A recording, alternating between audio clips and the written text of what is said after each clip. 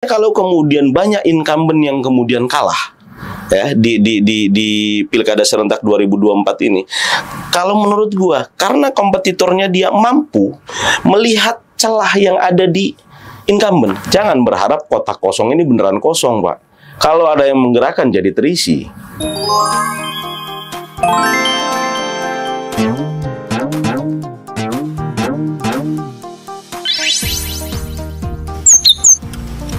Oke, Bang, kita ketemu lagi nih setelah kontestasi pilkada kemarin selesai, ya kan?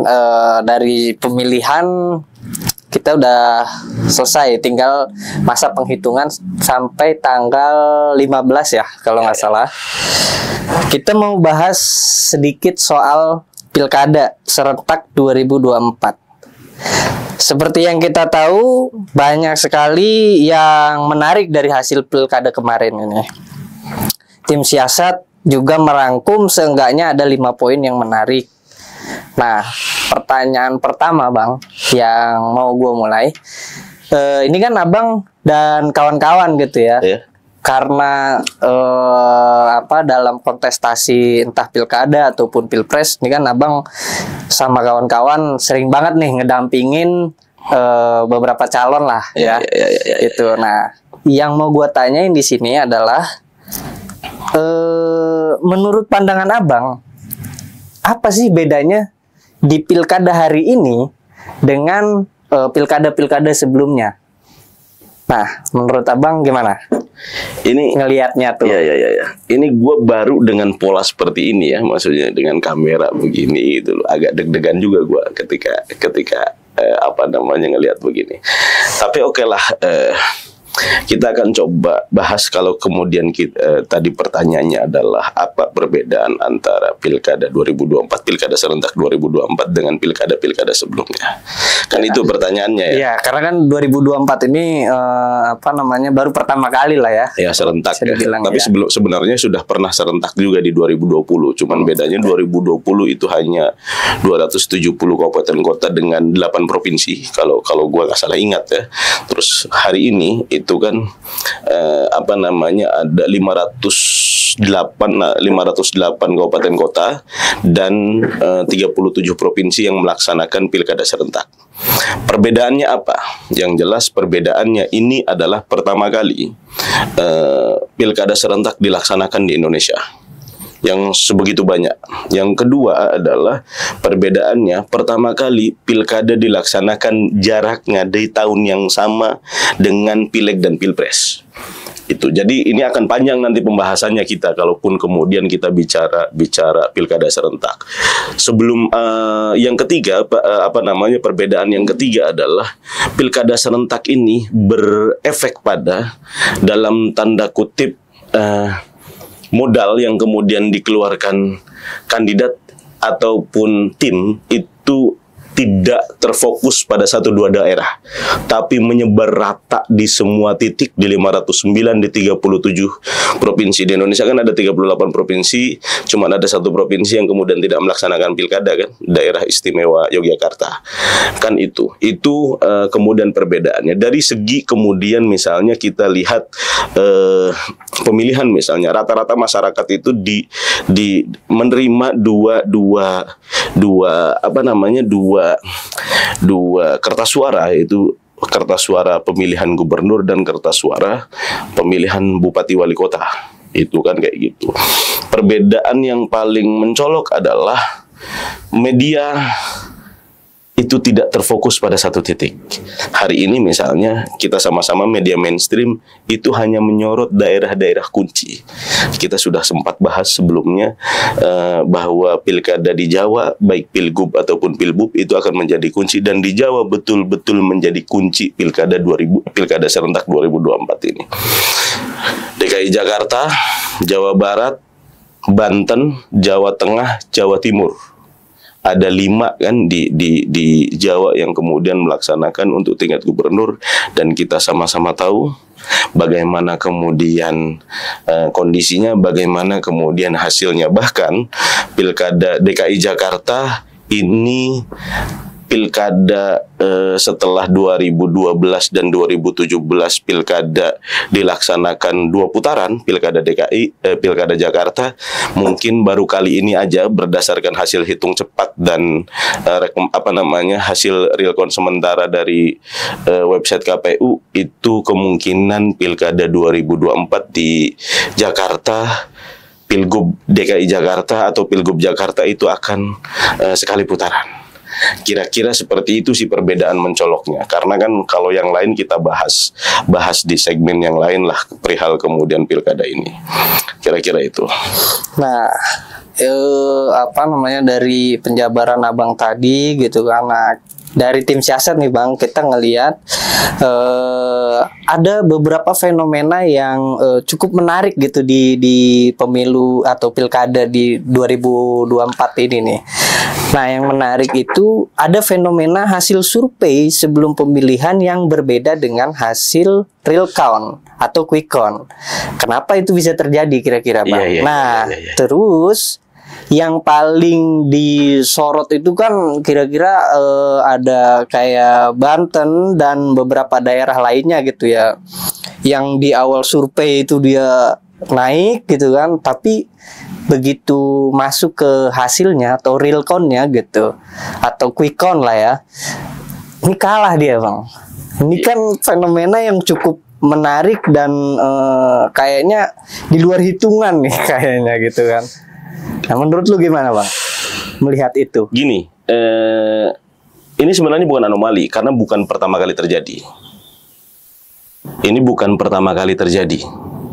Pilkada 2017, Pilgub DKI Jakarta, hampir semua hasil survei itu menyatakan yang masuk ke putaran kedua adalah waktu itu Ahok Jarot dan Agus Silvi.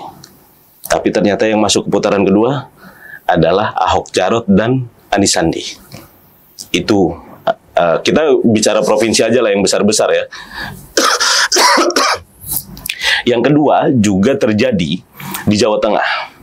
Jawa Tengah itu kandidatnya cuma 2 waktu itu, Ganjar dan Taji Yasin. Yang kedua Sudirman Said, Ida Fauzia. Itu hasil survei dengan real KPU-nya lumayan jauh. Jadi kalau kemudian, ya sebentar lah nanti, satu lagi biar kemudian enak kita ganjil kan. Yang ketiga Jawa Barat. Jawa Barat itu kandidatnya kalau nggak salah ingat itu ada 4 juga dulu tuh. Ada Ridwan Kamil, terus kemudian Sudrajat Sehu, terus kemudian Dedi. Yang keempat tuh TB Hasanuddin dan Anton Carlyan. Itu juga sama. Banyak kejutan di hasil akhir dari KPU. Sudrajat Sehu yang tadinya berada di urutan ketiga dan angkanya tidak jauh dari 15%, tapi ternyata di akhir sampai 28%. Ini kan ngeri gitu loh. Kalau nggak salah ya, gua kalau nggak salah ingat karena memang udah lama sekali.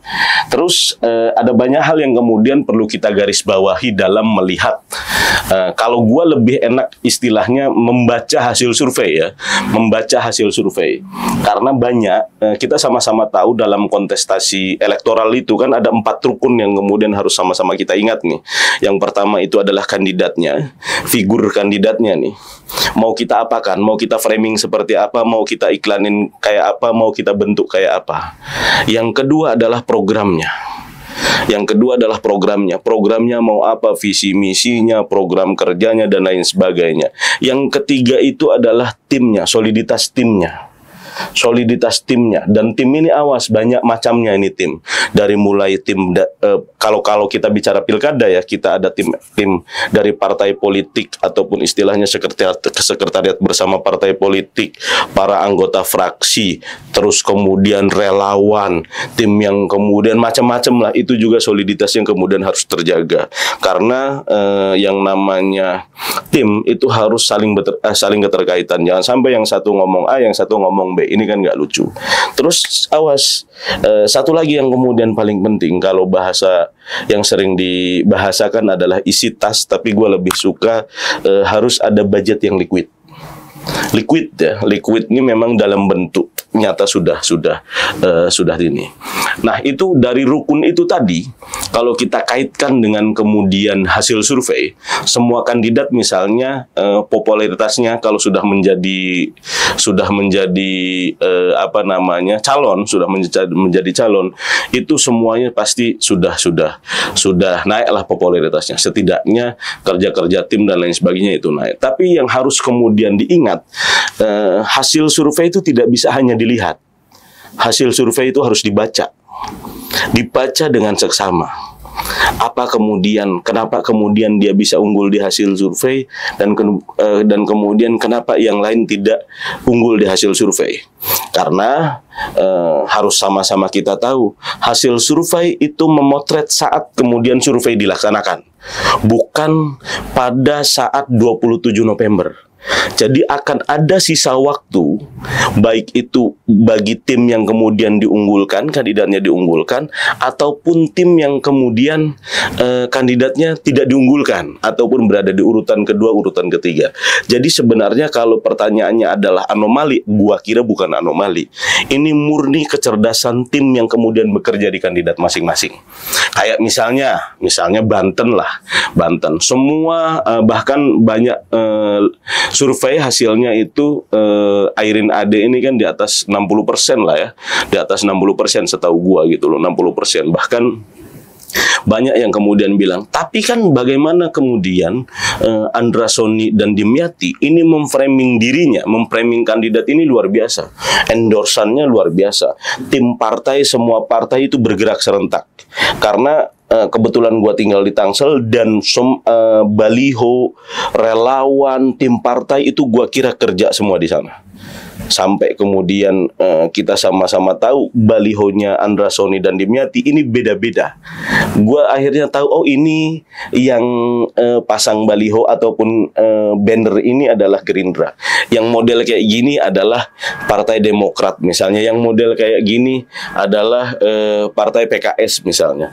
Itu kan beda-beda. Jadi memang harus teman-teman sama-sama lihat, membaca hasil survei itu tidak hanya bisa dilihat gitu loh, tapi harus dibaca. Itu gua inget bahasanya, gua lupa ya yang ngomong itu Hasan Nasbi atau Kodari gitu loh. Tapi yang jelas gua belajar banyak bagaimana kemudian membaca hasil survei. Dan jangan salah, ini bukan kejadian pertama terjadi seperti itu. Itulah resikonya saat kemudian tim internal dari kandidat itu merilis hasil survei. Pertama, tim bisa jadi akan terlena. Yang kedua, kompetitor itu akan menjadi lebih solid. Membuat framing ke masyarakat, iya. Tapi kan kemudian jangan sampai tim kita menjadi terlena dengan hasil survei yang kemudian sudah dipublikasikan. Ini menjadi catatan penting. Gua kira semua tim di kandidat itu harus mampu, ataupun harus ada orang yang kemudian mampu membaca data, membaca hasil survei. Itu yang beberapa kali gua misalnya dan teman-teman itu dampingin kandidat ini tidak mampu membaca hasil survei. Karena kandidat ini pikirannya banyak, tapi kemudian tim yang berada di dalamnya itu harus mampu membaca hasil survei. Kadang kan hasil survei itu dari lembaga survei misalnya pasti akan dikasih mentahannya. Timnya itu harus mampu meng-cross-check. Mana kemudian titik yang kita perlukan, mana kemudian program yang akan kita gencarkan, dan apa yang kemudian harus kita lakukan ke tim-tim di selanjutnya. Kira-kira itu sih menurut gua kalau kemudian bicara, sorry ya gua nggak eksplisit ngomongin Banten ya, tapi kita bicara secara keseluruhan lah biar kemudian kita enak. Kayak misalnya kemarin kita kan megang, maksudnya dampingin beberapa kandidat. Betul, jangan salah. Walaupun ini case ya, ada salah satu case gua, tim kita sudah sangat rapi. Terus kemudian isu kita sudah sangat luar biasa. Figur kita sudah sangat luar biasa. Tapi kemudian kalau kita tidak dibarengi dengan budget yang liquid, ini juga akan menjadi persoalan. Gua nggak ngomongin money politik ya, tapi yang namanya politik itu butuh biaya. Kira-kira itulah. Gitu sih kalau gua. Nah, artinya kan berarti sebetulnya hasil dari lembaga survei itu bukan jadi patokan untuk menang gitu atau dia menang gitu kan. Karena kan ada juga beberapa calon tuh yang kayaknya menyatakan gitu ya, dia menang secara survei tapi di bawah kalah gitu kan. Nah, fenomena ini juga Bang gitu yang nggak kalah menarik gitu ya. Ini kan di beberapa daerah di Indonesia ini ada banyak incumbent yang berguguran nih Bang. Iya. Ini kan fenomena yang cukup menarik juga gitu. Kayak di mana, di Lampung, Kaltim, Kalbar, Depok gitu kan, dan daerah-daerah lain. Nah, menurut Abang nih, apa sih yang bikin incumbent ini kalah gitu dalam pertarungan atau di kontestasi pilkada serentak ini gitu? Kan fenomena yang cukup menarik tuh Bang. Ya, enggak. Kalau gue sangat sederhana sebenarnya. Kalau gue jadi kandidat dan kompetitor gue adalah incumbent, gue akan lihat prestasi dia tuh apa. Itu aja. Dan kita mampu nggak membuat diferensiasi dari kemudian prestasi dia ketika kandidat itu berprestasi. Tapi kalau kemudian kandidat itu tidak berprestasi, apa yang kemudian kita harapkan? Yang penting kan gini, yang penting niat kita ketika kemudian kita mendampingi kandidat itu harus betul-betul niat yang tulus. Kandidat tersebut untuk kemudian mengembangkan wilayahnya, memajukan wilayahnya, berbuat baik untuk wilayahnya, dan kemudian mensejahterakan masyarakat yang ada di dalamnya. Kan kayak gitu. Itu makanya kalau kemudian banyak incumbent yang kemudian kalah ya di Pilkada serentak 2024 ini, kalau menurut gua karena kompetitornya dia mampu melihat celah yang ada di incumbent, atau dalam tanda kutip incumbentnya itu tidak berprestasi. Jangan-jangan kemudian ngomongin IPM dia rendah, pembangunan enggak. Yang paling sederhana, yang paling banyak dilihat oleh kemudian masyarakat adalah bagaimana kemudian pembangunan infrastruktur di wilayahnya, bagaimana kemudian mudahnya mendapat lapangan pekerjaan di sana, bagaimana kemudian generasi milenial itu mampu penyerapan tenaga kerja di sana itu bagus misalnya. Kan hal-hal seperti itu saja. Masyarakat ini kan nggak kemudian berpikir indeks pembangunan manusianya apa. Yang penting jalan bagus, kesehatan bagus, lapangan kerja mudah, harga sembako murah. Sesederhana itu. Kalau kemudian incumbent ini mampu mempertahankan itu, gua pikir incumbent kalah nggak. Inilah, karena mau bagaimanapun ceritanya, incumbent ini punya infrastruktur, punya pengalaman, punya kemudian energi lebih, punya banyak kelebihan lah ketika kemudian kita menjadi incumbent. Tapi kan kompetitor kalau bisa melihat itu semua kan, ya ngeri juga gitu loh. Kalau kompetitor bisa melihat itu, lewat semua itu.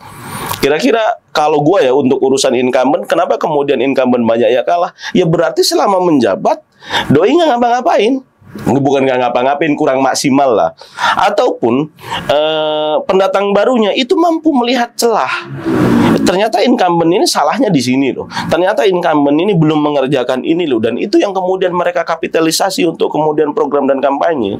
Kira-kira begitulah menurut gua. Dan kadang-kadang kalau sudah bicara incumbent, kadang-kadang ya incumbent, karena mereka sudah merasa incumbent, dia mempunyai infrastruktur yang bla bla bla bla, banyak yang kemudian mereka lewati. Pertama, mesin partai politik kadang-kadang mereka acuhkan, kadang-kadang. Terus kemudian banyak kemudian relawan yang dalam tanda kutip dulu bantu dia itu tidak lagi dilibatkan. Kekecewaan itu kalau diglorifikasi ngeri juga Pak. Itu yang kemudian harus kita sama-sama tahu dari fenomena banyak incumbent yang tewas gitu loh dalam kontestasi pilkada. Kira-kira gitulah menurut gua ya. Lagi-lagi. Nah, ini juga nggak kalah menariknya dengan pertanyaan yang tadi itu Bang, yang soal incumbent yang kalah. Ini ada fenomena kalau nggak salah ya, di Bangka itu incumbent juga, tapi dia kalah sama kotak kosong. Dan ada juga di situ Pangkal Pinang juga sama tuh, tapi kalau nggak salah dia bukan incumbent, kalah juga sama kotak kosong. Menurut Abang nih, melihat fenomena kalah sama kota kosong tuh gimana Bang? Iya, iya. Ini menarik juga loh. Kalau kemudian kalah sama kota kosong, sebenarnya kan pilkada dan kalah sama kota kosong ini kan bukan pertama kali juga. Sebelumnya pernah terjadi tahun 2000, gue lupa 2015 apa 2017 gitu di Makassar kan, di Makassar. Gua lupa tahunnya ya, di Makassar. Pada waktu itu pernah terjadi juga. Jadi jangan salah kemudian ketika teman-teman berpikir ataupun kandidat berpikir nih. Partai sudah kita borong, ya, dalam tanda kutip partai kita borong. Semua partai kita apa namanya ikut semua ke kita gitu loh, semua partai. Terus kemudian kita sudah pede, kita tidak ngapa-ngapain. Ingat, pemilu itu, pilkada itu penentuan menangnya adalah orang yang datang ke TPS, orang yang nyoblos ke TPS, itu yang kemudian akan dihitung. Jangan sampai kemudian berpikir karena semua partai mesinnya sudah kita apa namanya mengusung kita semua, mendukung kita semua, tiba-tiba udahlah gua yakin menang gitu loh. Udahlah gua nggak usah kerja politik, udahlah gua nggak usah kampanye, udahlah gua nggak usah apa namanya mendatangi ataupun mensosialisasikan diri, ataupun gua mensosialisasikan program, ataupun gua nggak usah mendatangi tokoh-tokoh, gua tidak harus kemudian melakukan sapa warga. Tidak. Karena jangan salah, kalau kemudian kita sendiri, jelas itu berarti orang yang kemudian suka dengan kita itu bisa jadi akan kemudian memilih kita. Tapi orang yang tidak suka dengan kita itu ngeri-ngeri sedap juga. Apalagi misalnya, sorry mayori, kandidat kita banyak cacatnya. Ini kan karena kemudian kota kosong ada yang menggerakkan biar kemudian mereka datang ke TPS dan kemudian mencoblos kota kosong. Sedangkan si kandidat ini pede dengan kemudian dirinya sendiri. Dia tidak melakukan mobilisasi pemilih, tidak kemudian mengajak orang untuk memilih. Jadi sedatangnya orang aja ke TPS untuk kemudian memilih dia, sedangkan mereka nggak melihat bahwasanya sebelah ternyata ada yang menggerakkan untuk memilih kota kosong. Ini kan hancur lebur jadinya. Sudah mah kita partai pengusung misalnya 17 yang ada kursinya itu ikut ke kita, tapi kita tidak melakukan kerja politik, kita tidak melakukan kampanye. Ini menjadi persoalan serius. Tapi kalau kemudian si kandidat itu juga ini sorry lah, gua nggak ngerti ya bahasanya enaknya apa ya. Tapi kalau gua yang jadi kompetitor, kalau gua yang jadi kandidat, daripada kemudian gua lawan kota kosong, masih mending gua pasang orang. Gua pasang orang. Entah itu lu misalnya yang gua calonin menjadi lawan gua kan.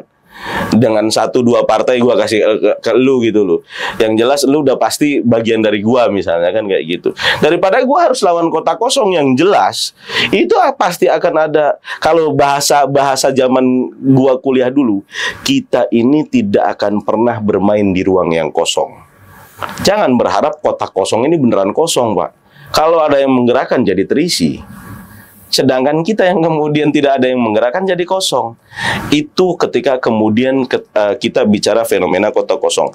Dan satu lagi, selain kota kosong, ada satu case di Kabupaten Kaimana, Papua Barat. Sebelumnya, saat penutupan pendaftaran di KPU, itu kandidatnya hanya satu kandidat, satu paslon. Tapi setelah kemudian diperpanjang, ada salah satu partai yang mencabut dukungan ke paslon sebelumnya dan mengalihkan paslon ke yang kedua saat pendaftaran di masa perpanjangan itu. Tapi itu murni. Akhirnya sekarang yang menang siapa? Berdasarkan hitung cepat ya. Yang menang itu paslon yang daftar terakhir.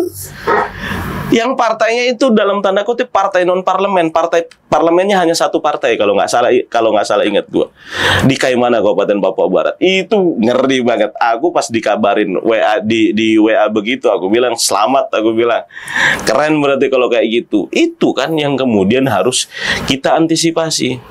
Itu yang kemudian harus kita lakukan. Jadi jangan kemudian berpikir karena lawan kita ini kotak kosong, kotak itu beneran kosong.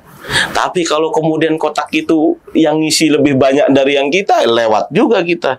Dan kan pemilunya harus kemudian diulang tahun depan kan. Artinya PJ akan semakin panjang. Itu. Tapi terlepas dari itu semua, bagi gua secara pribadi, karena dan itu juga sempat dibahas di beberapa obrolan, misalnya ada si A, si B, si C. Kaitan pilkada serentak dengan kemudian pilpres dan pileg kemarin, terutama efek pilpres itu sangat terasa. Kalau menurut gua ya, karena di beberapa titik yang kemudian gua ikut serta, partai ataupun kandidat yang kemudian diusung oleh Partai Gerindra yang notabene maksudnya dikaitkan langsung dengan dengan Pak Presiden Prabowo Subianto sebagai Presiden Republik Indonesia, itu banyak yang menang. Itu karena banyak juga pemilih-pemilih rasional, pemilih-pemilih pintar di Republik ini yang menyatakan ya bahwa kalau kemudian presidennya Gerindra, ya gubernurnya harus dari Gerindra juga gitu loh. Ataupun bupati wali kotanya harus dari Gerindra juga. Ataupun minimal partai pengusung Prabowo Subianto saat Pilpres kemarin misalnya, kan partai pendukungnya banyak tuh.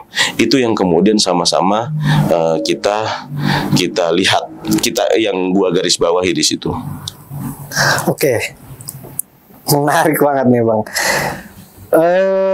Menutup kali ya Bang ya, pertanyaan penutup nih. Yang terakhir, ini fenomena tingginya angka golput di beberapa daerah. Ini kan fenomena yang cukup masif juga tuh kan di beberapa daerah. Menurut Abang ngelihat itu gimana Bang? Tinggi ini indikatornya apa dulu? Pertama, pertanyaan gua nih, apakah dibandingkan dengan pilkada sebelumnya? Apakah kemudian dibandingkan dengan pileg dan pilpres kemarin? Kan itu. Kalau kemudian dibandingkan dengan pilkada sebelumnya, bisa jadi ini lebih rendah, atau bahkan mungkin bisa jadi lebih tinggi angka golputnya, kan kayak gitu. Tapi kalau kemudian dibandingkan dengan pileg dan pilpres kemarin, menurut gua, pertama, pilkada ini yang main itu hanya beberapa paslon. Itu. Kalau pileg dan pilkada kemarin itu dari DPRD kabupaten kota, DPRD provinsi, DPR RI, itu semua ada timnya. Itu mereka semua yang mau jadi itu melakukan kampanye. Mereka semua datang ke titik-titik, datang ke TPS-TPS, datang ke RT-RT agar mereka kemudian terpilih. Ya, itu kalau kemudian kita bandingkan dengan pileg dan pilpres. Nah, kalau kemudian kita lihat kenapa kemudian hari ini lebih banyak, gua secara pribadi saat kita maksudnya kita kemarin itu saat pilpres kan kita main tuh, tapi memang segmen kita tuh murni segmen kalau bahasa sekarangnya zilenial lah, anak-anak muda kan, kalau kita bahasa kan kaum muda usia 35 ke bawah, 40 ke bawah kan pada waktu itu kita main itu. Kenapa pada waktu itu kita masifkan? Karena harus sama-sama kita tahu kalau kemudian anak-anak muda ataupun kaum zilenial ini atau pemilih pemula ini, mereka akan, sorry ya, ini pandangan gue karena misalnya gue ada tetangga gue yang masih anak muda, ketika gue tanya kenapa sih lu nggak berangkat milih, ngapain milih katanya, kan kayak gitu, toh kita juga akan gitu-gitu aja. Tetangga gue misalnya itu yang sudah yang anak muda, yang orang tua juga gitu, ngapain kemudian kita milih bupati, wali kota atau gubernur, tetap aja aku makan nyari sendiri katanya. Artinya masyarakat ini ada bosen dengan pilkada yang hasilnya begitu-begitu aja, dengan pemilihan yang kemudian hasilnya begitu-begitu aja. Itu yang kemudian masyarakat yang kemudian tidak terdidik secara politik. Tapi kalau kemudian masyarakat yang terdidik secara politik, mereka akan sadar kalau pergantian pemimpin ataupun kemudian pilkada ini akan berpengaruh besar terhadap hajat hidup mereka, akan berpengaruh besar terhadap kemudian hajat hidup di wilayah masing-masing, baik itu dari infrastrukturnya kayak tadi yang gue bilang, infrastruktur, harga sembako, kesehatan dan lain sebagainya, itu akan berpengaruh banget. Itu yang kemudian masyarakat terdidik secara politik. Jadi kalau kemudian pertanyaannya adalah kenapa kemudian angka golput itu tinggi ataupun angka yang tidak datang ke TPS ini tinggi, jangan salah, ada case di beberapa titik misalnya mereka itu tidak dapat surat undangan. Gue nggak tahu ya case-nya apa, ada apa namanya, karena apa gitu loh. Tapi kan pada akhirnya KPU ada jam tertentu, jam 11 atau jam berapa itu mereka memperbolehkan yang tidak dapat surat undangan asalkan punya KTP mereka nyoblos. Kan kayak gitu. Sebenarnya kan itu sudah diantisipasi lah oleh penyelenggara. Tapi yang paling penting menurut gue adalah bagaimana kemudian kita ataupun semua aktor-aktor politik yang kemudian partai politik, elemen yang kemudian berkecimpung di dunia politik itu mampu menyadarkan masyarakat, mampu menyadarkan anak muda bahwasannya pilkada ataupun kontestasi elektoral itu mempengaruhi hajat hidup mereka. Ini menjadi bagian penting untuk hidup mereka selama 5 tahun ke depan. Ini menjadi bagian penting untuk hidup mereka dan keluarga mereka 5 tahun ke depan. Ini menjadi bagian penting untuk kelangsungan wilayah mereka, daerah mereka selama 5 tahun ke depan. Kan itu yang kemudian harus sama-sama kita tahu. Kalau kemudian banyak misalnya pakar yang bilang karena bosan lah, karena kandidatnya tidak melakukan sosialisasi lah, karena kan program kandidatnya tidak tidak bagus, tidak sesuai dengan wilayahnya lah, ataupun karena kandidatnya tidak populer lah, itu hal lain bagi gua. Hari ini sebenarnya bagaimana kemudian kita pelaku-pelaku politik ataupun kemudian partai politik ini mampu menyadarkan anak bangsa, menyadarkan masyarakat Indonesia untuk betapa pentingnya pemilihan pilkada ataupun pemilihan secara umum untuk nasib mereka 5 tahun ke depan. Kira-kira itu sih menurut gua. Oke Bang, makasih atas waktunya. Next kita akan ngebahas lagi rangkuman-rangkuman yang bakal kita kumpulin di episode selanjutnya. Sampai bertemu kembali. Thank you.